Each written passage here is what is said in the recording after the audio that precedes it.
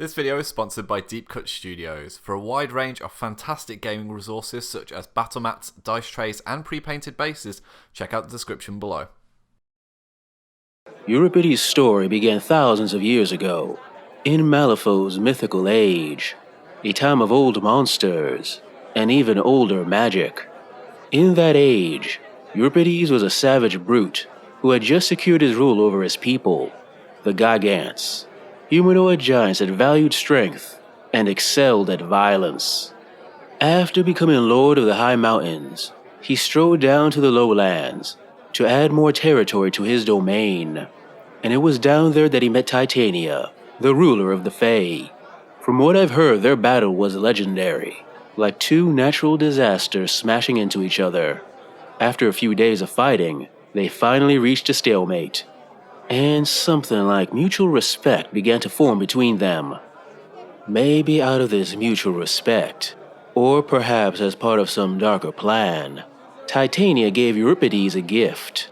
She plucked out his eye and turned it into a powerful talisman that could be used to look into the deepest mysteries of Malifaux. After many moons staring at it, he received insights into the nature of Malifaux. He observed the godlike and unknowable entities that held dominion over the world, and realized that under them, free will was just an illusion. After he was done, he smashed the damn thing, and swore his and his people's loyalty to Titania, his visions telling him that her rule was inevitable. When Titania was betrayed and trapped sometime later, he moved his people to the far peaks, waiting for her eventual return.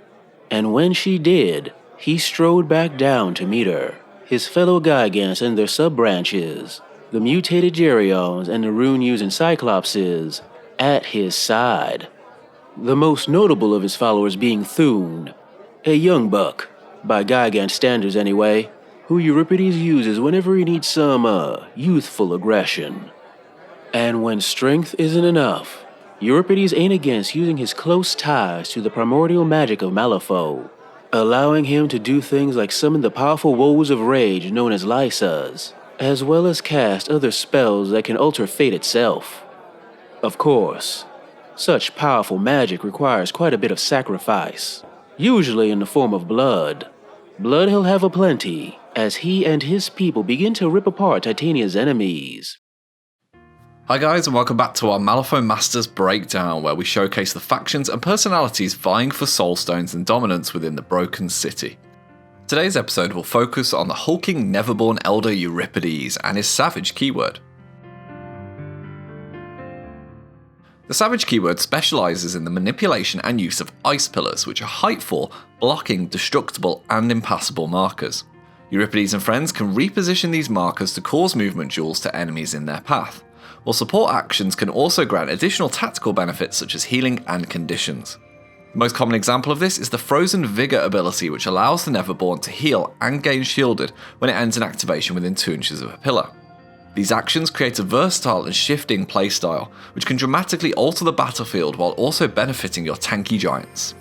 Additionally, thanks to their spiritual traditions, the Savages also possess the Old Ways ability, which allows them to suffer a damage when making a duel to flip the card from their discard pile rather than their fate deck, often allowing double uses of those of a higher value or a key suit when you need it. Leading the Ice Giants is the imposing Master Euripides, a versatile tank that can manipulate ice pillars to reposition and inflict damage. At height 4, with 14 wounds and a min 3 attack, many might consider Eurip to be a primary beta style master, and while this is certainly possible, it barely scratches the surface. The front of his card features impressive deck manipulation through intuition and future sight, while his rune-etched ice pillar creation can then be utilised to force enemies nearby to take movement duels or suffer damage. This can then be compounded by his 2 tactical actions, with the Shattering Surprise Ram trigger offering a huge amount of movement shenanigans with Reflective Visage. Accompanying the big guy onto the battlefield is the appropriately named Primordial Magic, who brings the ever-vital Arcane Reservoir ability to increase your hand side, alongside more Ice Pillar damage with the sheer cold tactical action.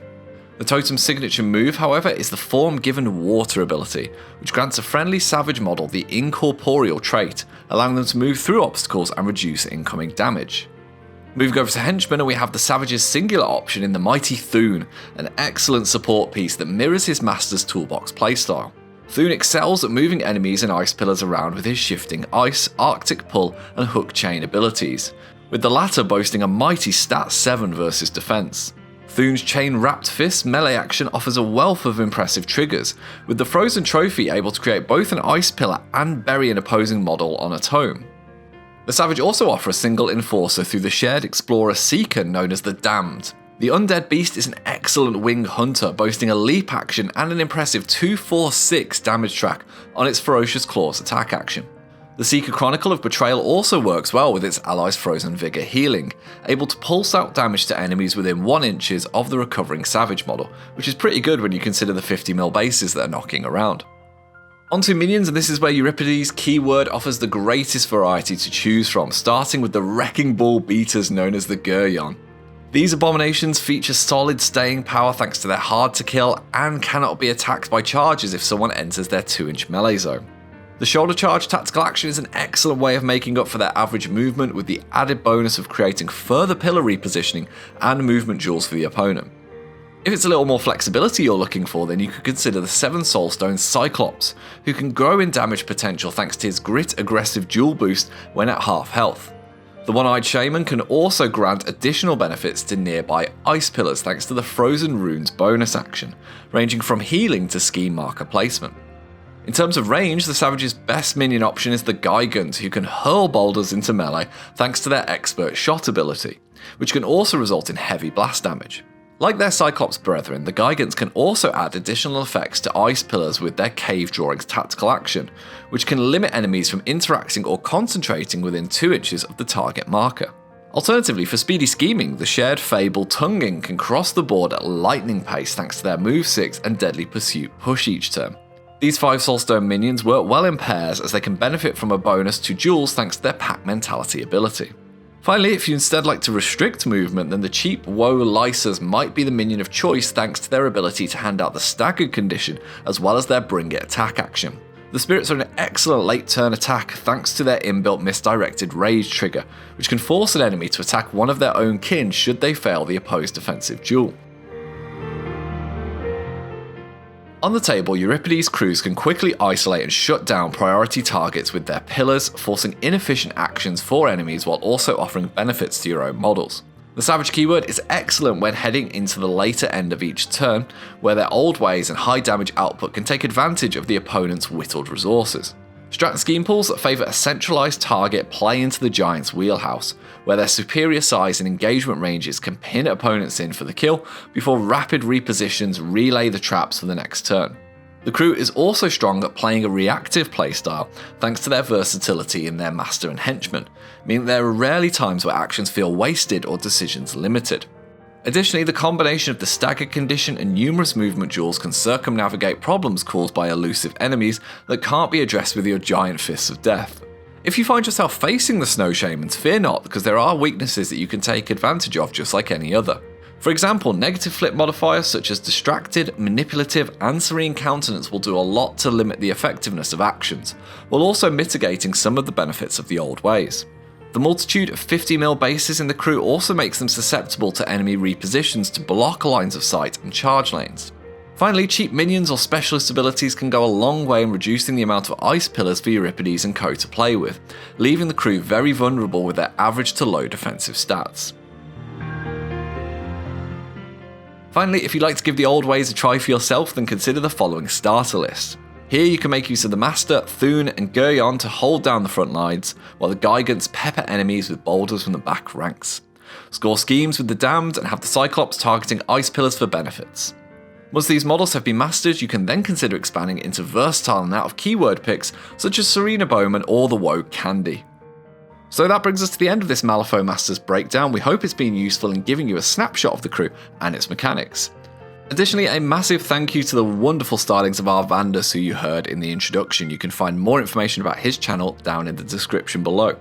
For more talk about Malifaux and its masters, why not check out our podcast, The Harlefaux Show, where we break down each keyword and why you should play it. Alternatively, we have a wealth of beginner-friendly battle reports here on the channel that guide players through every flip and decision. Whichever you choose, we look forward to seeing you again soon. Take care, folks. Hi guys, thank you very much for watching our content. It means the world to us. If you'd like to see some more videos, they should be over here. And if you'd like to support our channel, keep these lights on. You can find links to our Patreon and merchandise in the description below. See you later.